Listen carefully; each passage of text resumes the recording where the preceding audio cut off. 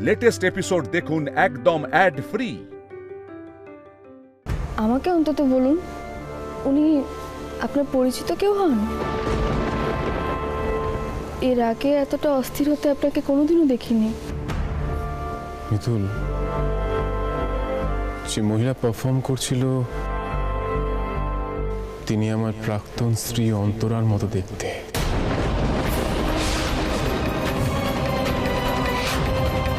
অন্তরা দিদি?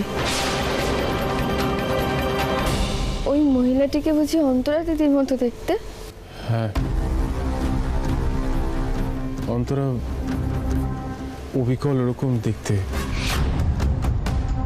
আর ও কোথা থেকে আসবে? ও তো মারা গেছে, এটা তো সম্ভব না। আমি বুঝতে পেরেছি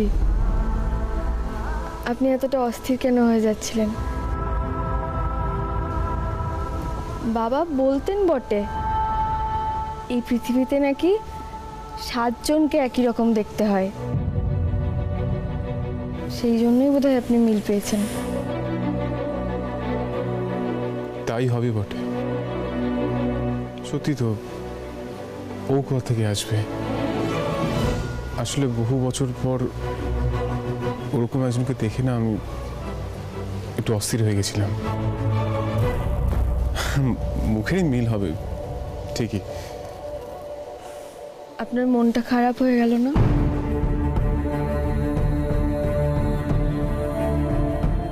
মন খারাপ করবেন না ইন্দ্রবাবু।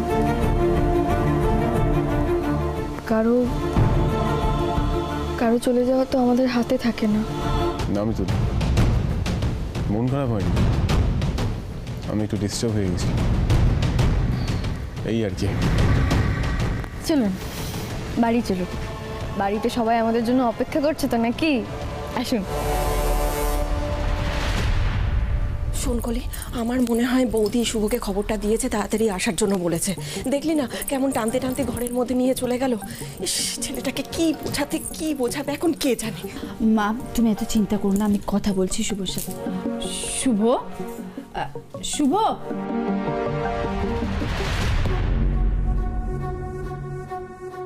শুভ, তোকে কলি ডাকতে এসেছে, তুই কি কিছু বলতে চাস?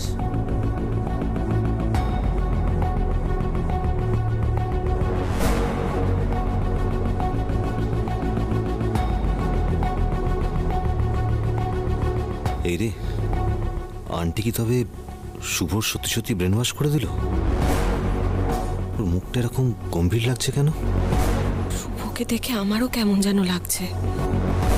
কলি, মিতুল আর দাদাভাই কখন ফিরবে রে? ফিরে যাবে, কিন্তু তুই হঠাৎ এটা জিজ্ঞেস করছিস কেন? আমার কিছু কথা ছিল ওদের সাথে।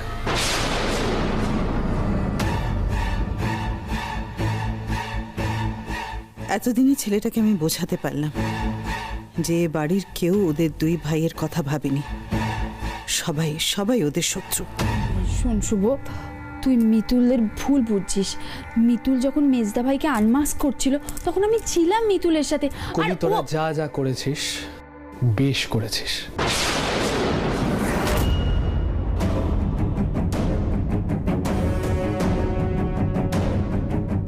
আমি আমার দাদাকে খুব ভালো করেছি। আমি অনেক আগেই জানতাম যে আমার দাদাই দাদা ভাইকে মারার চেষ্টা করেছে। তাই আজকে যা যা হয়েছে, যা যা ঘটেছে, তাই সেটার জন্য আমার মনে হয় আমি নিজে দায়ী। আমি যদি এই কথাগুলো অনেক আগে বলতে পারতাম তাহলে মেজদে এতটা বার বাড়তে পারতো না। তাই মিতুল এতদিন পর যে সত্যিগুলো বের করেছে এবং মেজদাকে যে শাস্তিটা দিয়েছে সেটা একদম ঠিক করেছে। এইটুকু শাস্তি ওর প্রাপ্য ছিল।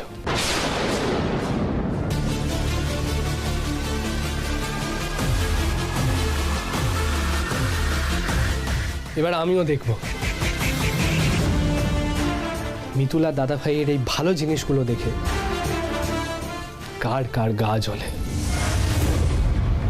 চলো ভীষ্মণী। চল। শুভ, শুভ যাস না, দাঁড়া। শুভ,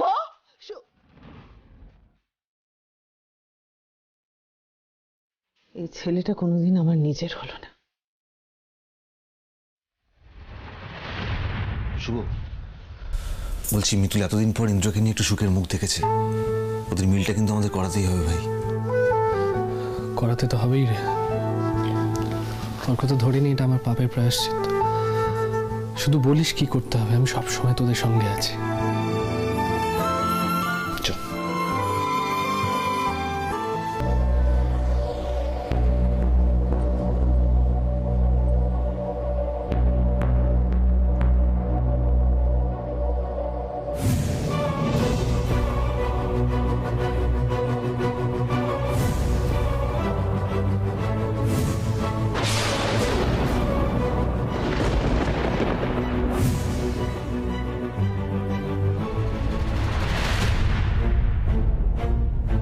এ বাবা, গাড়ি থামান, গাড়ি থামান। ইন্দ্রবাবু, ইন্দ্রবাবু, হ্যাঁ বলুন। কি হয়েছে আপনার? কি ভাবছিলেন? না কিছু না, একটু আনমাইন্ডফুল হয়ে গেছিলাম। আপনি বলুন কি বলছেন। আমরা তো বাইরে থেকে খেয়েই ফিরছি, কিন্তু গুগলির জন্য তো কিছু নেওয়া হলো না। ও যদি এসব জানতে পারে তাহলে রেগে তো মেয়ে বাড়ি মাথায় করবে। হ্যাঁ মিতুল, আপনি তো একদম ঠিক বলেছেন। সত্যি তো, এটা তো আমারই মাথায় আসা উচিত ছিল, একদম ভুলে গেছি।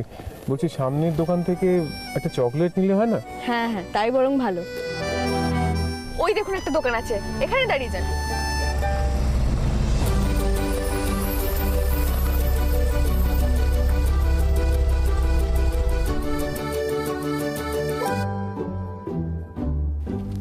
আমি কিনে নিয়ে আসি, আপনি আমাকে টাকা দিন, আমি নিয়ে আসছি।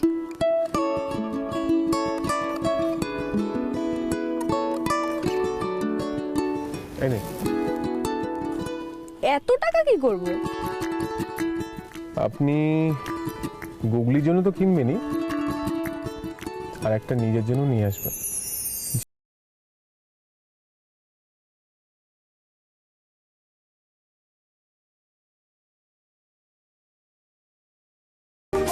বেশি লাফালাফি করবেন না, যাবেন কিনবেন চলে আসবেন।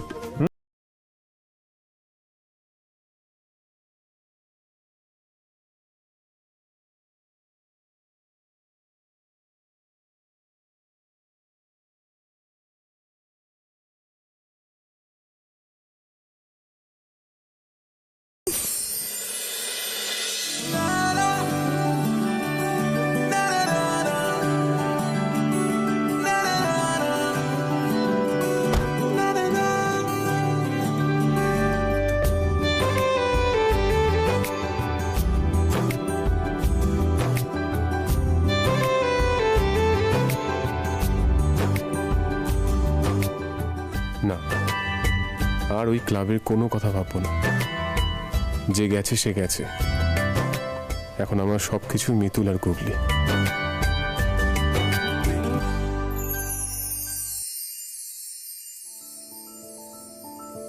এই তো বাবা, হ্যাঁ এই তো। আরে এই শুভ, তাড়াতাড়ি কর না। তো করছি তো বাবা।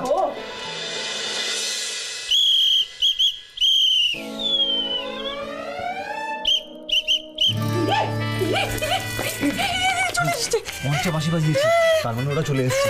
চলো চলো। এই এক মিনিট, বলছি সবার সব প্ল্যান মনে আছে তো? আরে হ্যাঁ, আমরা ইন্দ্রকে তুলে দিয়ে যাবো আর কলি ইন্দ্রকে সাজাতে নিয়ে যাবে।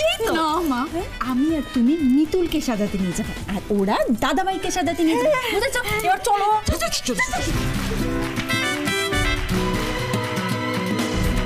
কি ব্যাপার বলতো, রাত বিরাতে তুই বাঁশি বাজাচ্ছিস? ঠামাদা তো জেগে যাবে না? ওই যে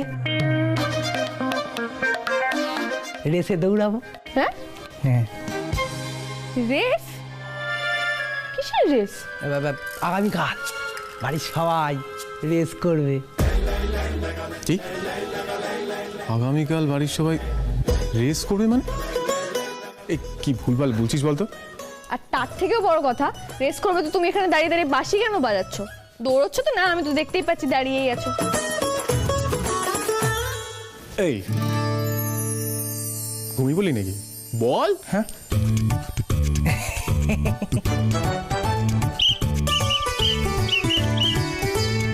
আজ বাঁশি বাজানোর প্র্যাকটিস করছি, কাল দৌড়ানো প্র্যাকটিস করব। আসতে ও কি বলে গেল বুঝতে পারলেন কিছু? না। আমি বুঝতে পেরেছি, ও আগে হাফ পাগল ছিল, আপনার পাল্লায় পড়ে পুরো পাগল হয়ে গেছে। কি?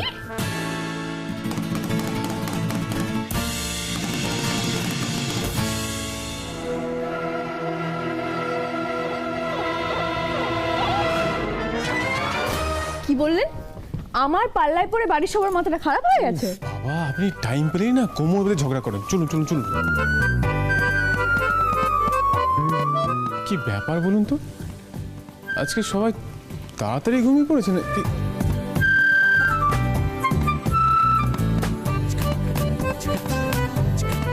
না? বড্ড বেশি তাড়াতাড়ি ঘুমিয়ে পড়েছে মনে হচ্ছে।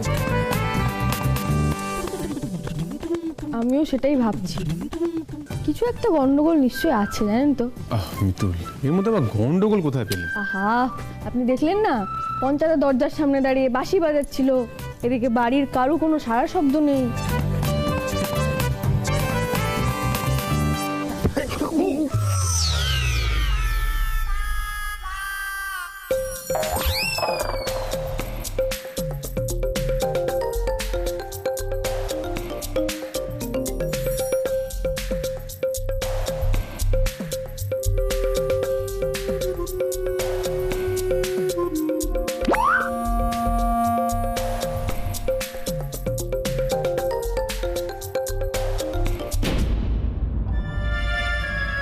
কি হলো?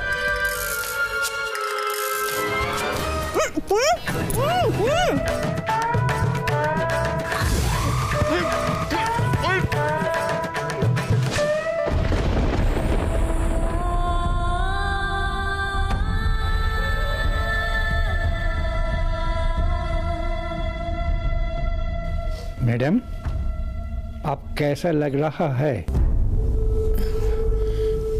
আই এম ফাইন ডক্টর, কিন্তু আপনি আমার সাথে হিন্দিতে কথা বলছেন কেন? মানে আপনি তো নন বেঙ্গলি।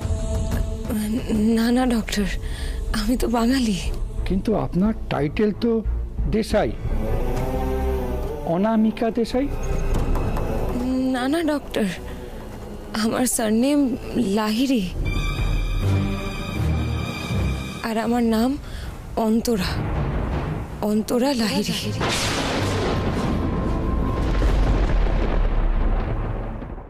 আরে বাবা, এভাবে চোখ চেপে কোথায় নিয়ে যাচ্ছ? আমি কিছুই বুঝতে পারছি না। কিন্তু এবার কলি দিদি, তোমরা নিশ্চয়ই কিছু প্ল্যান করছো, তাই না? বাড়িতে ঢোকা মাত্রই আমি বুঝতে পেরেছি পঞ্চায়েত দরজার সামনে বাঁশি বাজাচ্ছে, এদিকে অন্য কারোর কোনো দেখা নেই। তোমাদের মাথায় কি চলছে বলো তো? মিতুল, এখন না এত কথা বলার সময় নেই। দেখো তো এই শাড়িটা ভালো লাগবে। এক মিনিট করে দিদি, শাড়ি মানে এখন আমি শাড়ি পরবো? তুমি একদম চুপ করে থাকো। এই শাড়িটা, হ্যাঁ এই শাড়িটা, যাও এটা পরে এসো। তুমি হঠাৎ শাড়ি নিয়ে পড়লে কেন বলো তো? আর তাছাড়া এই সবে মাত্র আমি বাড়ি ফিরেছি, দাঁড়াও হাত পা ধুয়ে আগে পরিষ্কার হয়নি, তারপরে সবকিছু হবে, কেমন? আমি এলাম। মিতুল মিতুল মিতুল মিতুল শোনো, তুমি ফ্রেশ হতে গেলে আর ফিরে আসবে না। ও মা, ফিরে আসবো না কেন? আরে গুগলির জন্য আমি অনেকগুলো লজেন্স এনেছি, সেগুলো দিয়ে আসি তারপর আসবো, কেমন? আচ্ছা তাহলে তুমি যাবে আর আসবে, আমি কিন্তু এখানেই ওয়েট করছি। ঠিক আছে বাবা, ঠিক আছে।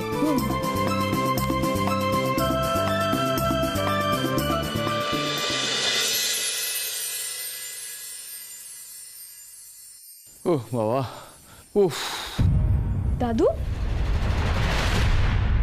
উফ, ওহ বাবা, আমার ভালো লাগছে না। ও গিন্নি, আরে কোথায় গেলে গো? আমি তো আর পারছি না।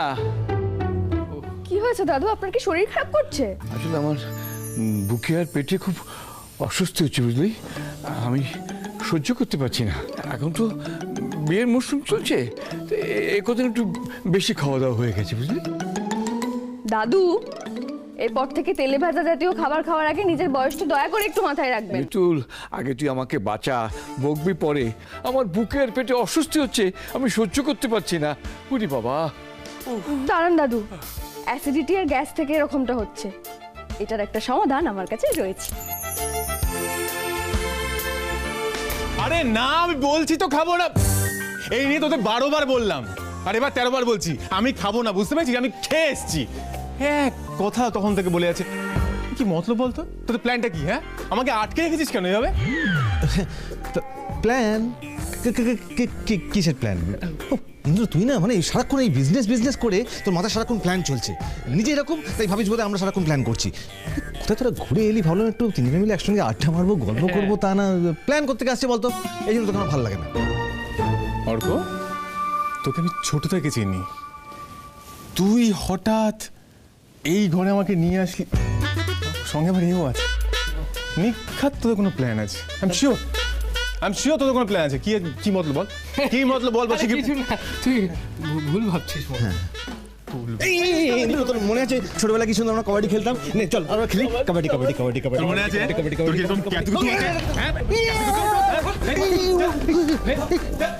এই যে শুধু গায়ে কথা বেরোচ্ছে, কোনো কমেন্ট নয়। আমি তো বলি না, আমি কমেন না, তুমিও তো ধরতে পারেন। তুমি আমার বড় বড় লেকচার মারছো। ঠিক আছে একে অপরকে দোষ দিয়ে গেলাম। ওকে আটকা। কবাডি। এখন আমরা এই শাড়িটা পরাতে গেলে কেন বলো তো কলি দিদি? মিতুল চুপ করে বসো। তুমি আমাকে সাজাবে নাকি? হ্যাঁ, শাড়ি পরাচ্ছ, সাজাচ্ছ, ব্যাপারটা কি বলো? তুমি কিছুই বুঝতে পারছি না তখন মিতুল, থেকে। এত কথা বলো না, চুপচাপ বসে পড়ো। কলি দিদি আমাকে বলবে তুমি কি হচ্ছে? আমি একটু সত্যি। কাবাডি? এত রাতে কাবাডি কে খেলছে? বলে বাবা, এই বাড়ির মানুষগুলোর মাথাটা কি একদমই খারাপ হয়ে গেল? মিতুল চুপ করে বসো। কাবাডি কে খেলছে তুমি আগে বলো তো। কিচ্ছু বুঝতে পারছি না কিন্তু আমি তখন থেকে। কাবাডি নয়, তোমাদের ফুলসজ্জার ঘরে যাতে দাদা ভাই আগে ভাগে পৌঁছে না যায় সেই জন্য। এই রে, এবার কিভাবে ম্যানেজ দেব? কার ফুলসজ্জা? এই যে চুপ করে আছো কেন? কার ফুলসজ্জা বলো? জানো তো মিতুল, আমি এইসব ব্যাপারে তোমার মতো এত স্মার্ট নয়, তাই ম্যানেজ দিতে গিয়ে পুরো ব্যাপারটা কেচেই দিলাম। তুমি প্লিজ ঘেটে দিও না। কি বলছো? আমি কিছুই বুঝতে পারছি না। দেখো, আরে আমি অর্কদা, শুভ আর মা মিলে তোমার আর দাদাবার ফুলসজ্জার প্ল্যান করেছি। অনেক কষ্ট করে পুরো ব্যাপারটা অ্যারেঞ্জ করেছি। এখন যদি তুমি না বলে দাও তাহলে সব থেকে বড় কেসটা আমি খাবো। প্লিজ মিতুল, প্লিজ না করো না।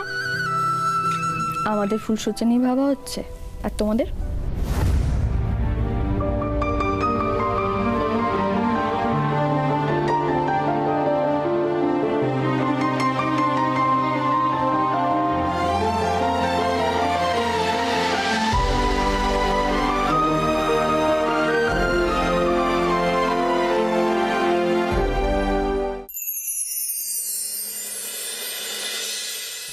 অর্কদার কথাটা একবারও ভাববে না? উফ, তোমরা ভাই বোন দুজনেই এমন কেন বলো তো? ভালোবাসার মানুষকে চিনতে এত সময় লাগে কেন? এই যে ইন্দ্রবাবু এখনো পর্যন্ত বলেই উঠতে পারলেন না যে উনি আমাকে ভালোবাসেন। কি হয় বলে দিলে আমি তো অপেক্ষা করি নাকি? না, উনি তো বলবেনই না। কিন্তু না বললেও আমি এখন বুঝতে পারি ভালোবাসা তো অনুভব করা যায়, তাই না? আর তুমি হয়েছে সেই একরকম, তোমার দাদা ভাইয়ের বোন। ভালোবাসার মানুষকে মুখ ফুটে বলতেই পারছো না যে ভালোবাসি। ভোলে বাবা, এবার তুমি কলি দিদিকেও একটু সুমতি দাও। কলি দিদিও যেন অর্ক দাদার মর্মটা বুঝতে পারে। মিতুল, আমার কথা তুমি পরে ভাববে, এখন চুপচাপ বসো, আমি তোমাকে রেডি করো। দেখেছো তো, তুমি না তোমার কোনো কথা শোনো না, ভালো লাগে না। দেখি চোখটা বন্ধ করো। আরে এত চোখ পিটপিট করলে হবে নাকি? কি করছিস বলতো? কবাডি খেলবি না?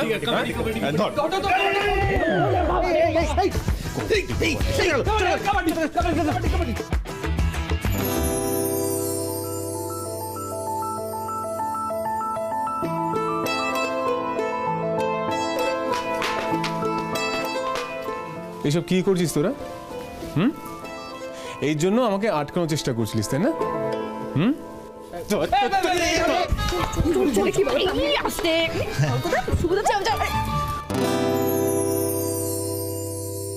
Good night.